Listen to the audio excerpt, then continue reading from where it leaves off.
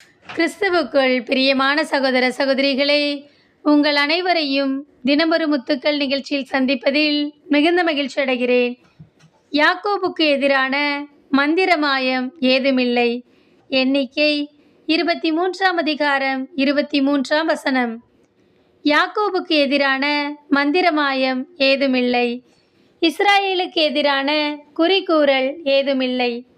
பிரியமானவர்களே, இஸ்ராயேல் மக்கள் எரிகோவுக்கு அருகிலுள்ள மோவாபிய சமவெளிகளில் பாளையம் இறங்கினார்கள். சிப்போர் மகன் பாலாக்கு இஸ்ராயேல் மக்களின் எண்ணிக்கையை முன்னிட்டு கலங்கினான். மாடு வயல்வெளியில் புல்லை வேரோடு மேய்வது போல இக்கும்பலும் நம்மை சுற்றியுள்ள எல்லாவற்றையும் மேய்ந்துவிடும் என்று கூறினான்.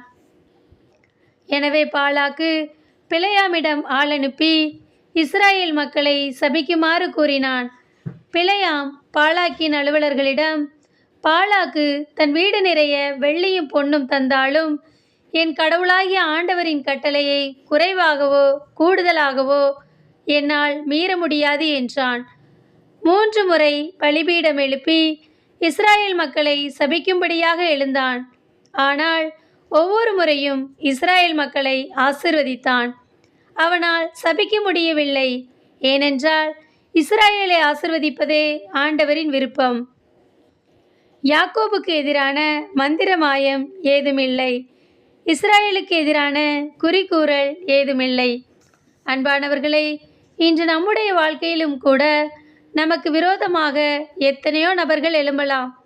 ஆனால் இறைவனின் சித்தமில்லாமல் ஒரு அணுவையும் அவர்களால் அசைக்க இயலாது. எனவே எதை குறித்தும் கலங்க வேண்டாம்.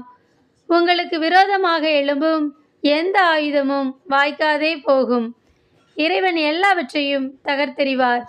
அன்பு இறைவா, எங்களுக்கு விரோதமாக எழும்பும் எந்த சூழ்நிலைகளை குறித்தும் நாங்கள் கலங்காமல் உம்மீதுள்ள உறுதியான விசுவாசத்தில் ஒவ்வொரு நாளும் வளர எங்களுக்கு உதவி செய்யும் இறைவா. ஆமேன்.